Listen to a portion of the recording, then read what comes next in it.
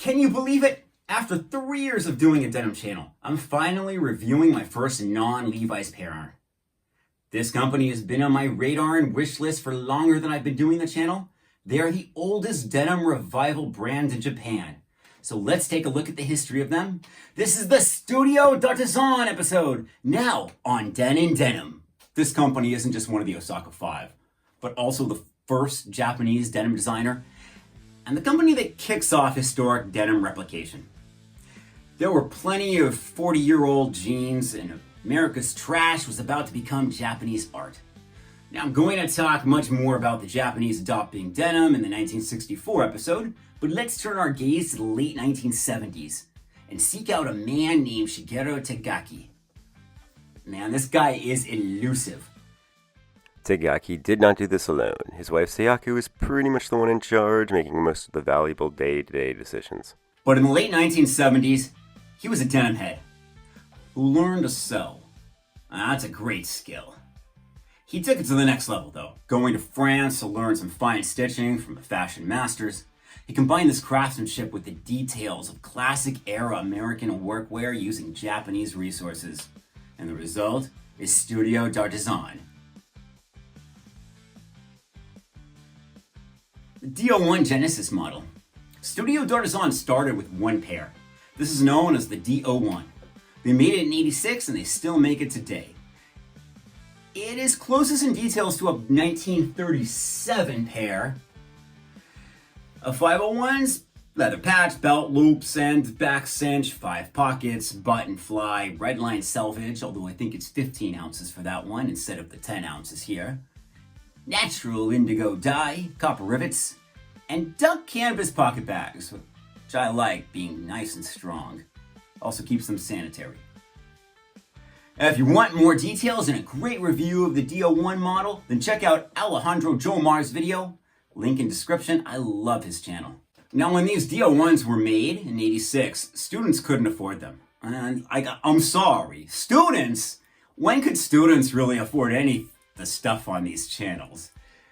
In the 1980s, students weren't protesting like in the decades before.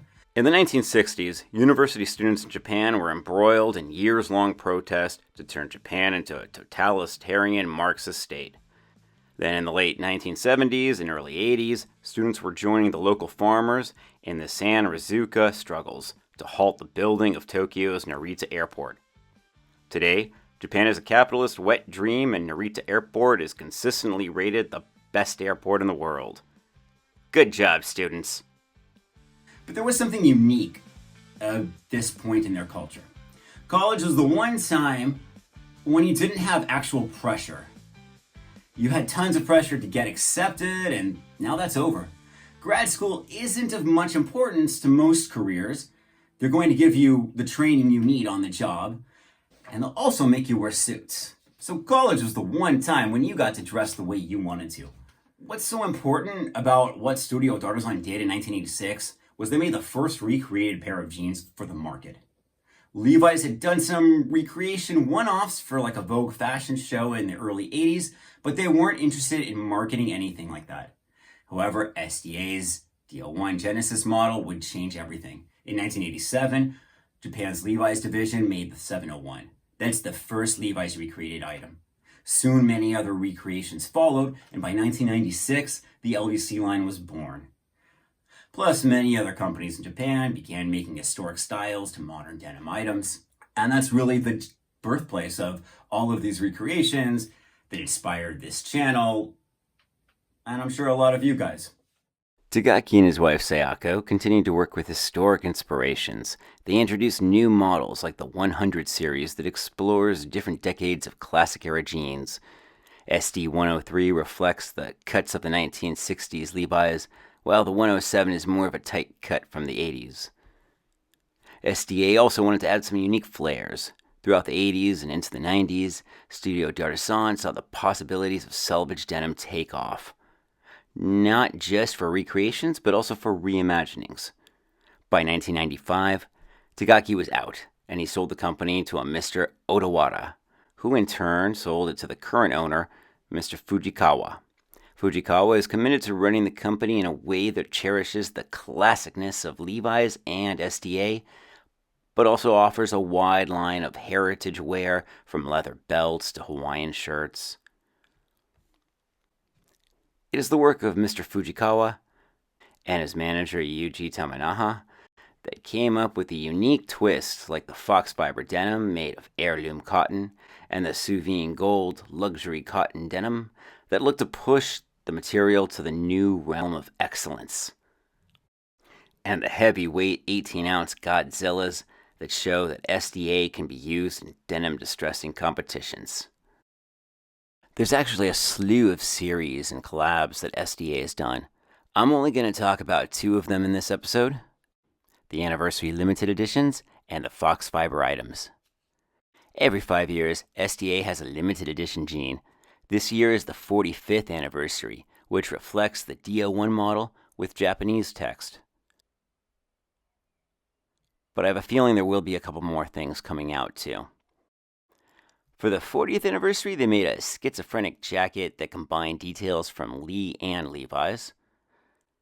You might want to plan buying the 50th anniversary model, which comes out in 2029, a little ahead of time. The 30th anniversary with pigs on the butt, just adorable.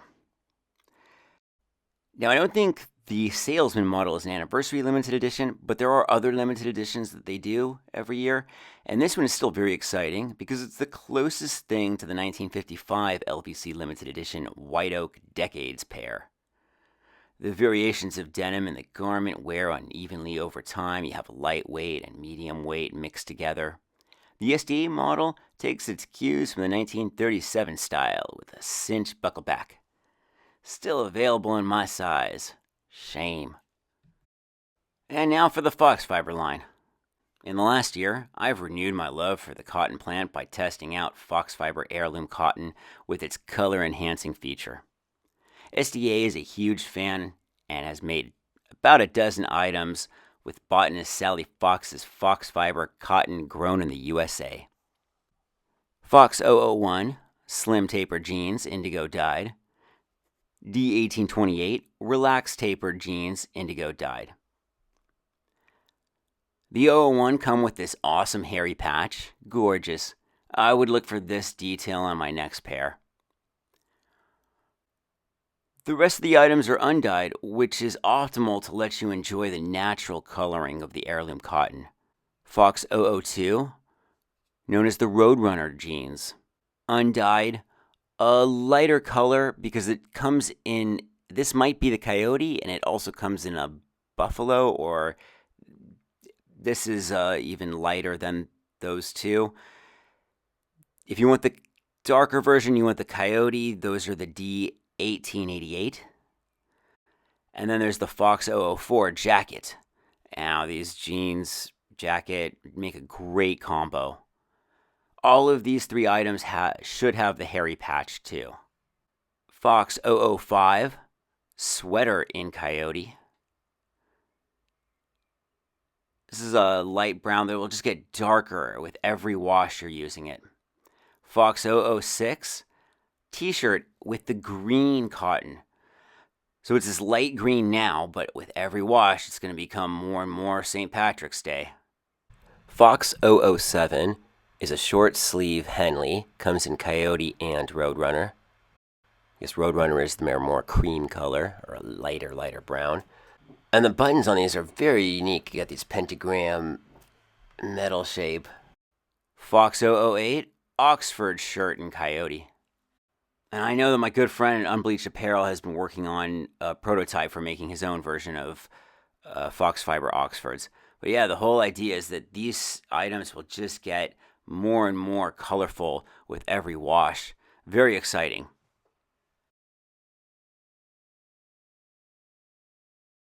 I'm personally going to review the lot number D1828. It's a relaxed tapered fit made with Sally Fox's heirloom cotton.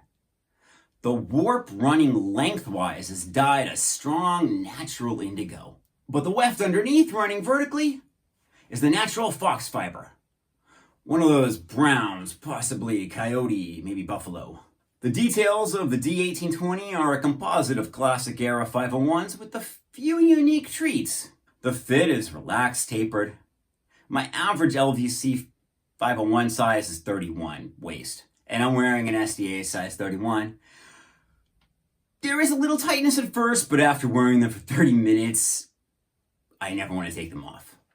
I think it's most close to a 1954 501 in fit. To talk about the fit for a minute, I've been wearing a straight cut my whole life.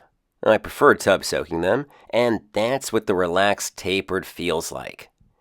I'm a 31 waist in most LVC 501 years, and I'm wearing a 31 waist in these SDAs. No need for a belt. It cups me nicely around the thighs. While I know they aren't straight legs, they give the illusion that they are, similar to an ancient Greek column. If I'm going to say something bad about them, then I think it's how the stitching rubs against my crotch. I can feel that crotch seam, and I notice it where I don't notice it on any of my other 501s that fit closely at the waist. Denim has a slightly neppy quality. You can feel little bumps of imperfection, and it's almost massaging to rub. There's a nice concealed rivets, just like classic era 501s from 36 to 65. You've got a button fly, thick black buttons, really strong, but not heavyweight. You can see there's orange and beautiful lemon yellow stitching on there. An offset rear belt loop like in the 63 models. Some have arcuate and some don't. But if you look at the pockets, you'll see these horizontal stitching lines. And inside is an extra fabric of layer.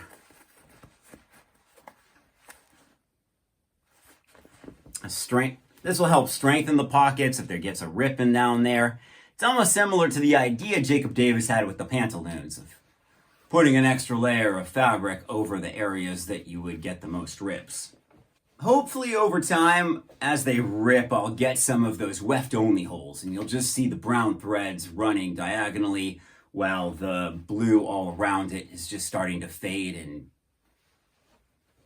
get more beautiful. I've never been so excited to wash a pair of jeans, but washing is going to fade the blue while darkening the brown. I've already put it through 3 washes so far, 30 degrees Celsius. Just stay under 40 degrees because it's got a leather patch and that can turn to jerky in high heat. Hang dry. These dried faster than my 10-ounce jeans and my denim shirt, which is 8-ounce. Previously, I've been calling this a G3 model, but there are other lots within the G3 line, and some of them aren't made of Fox Fibre. Now, G3 refers to the Toyota G3 loom. It's similar to the Draper X3, but for Japan.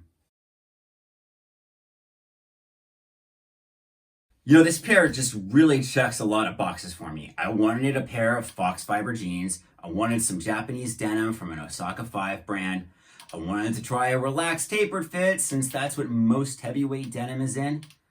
And I'm really glad I got the version with no arcuate, no tab, plain Jane, but with the SDA and Fox Fibre tabs inside, so I know. The SDA pigs and Sally Fox's 2 foxes. Really like that. I'll meet you down at the Pig and Fox. Sounds like a British pub somewhere. There are other Fox Fibre jeans. A few are completely undyed. And of course, there's plenty of other clothing items from the large line of Studio d'Artisan. What do you like from Studio d'Artisan?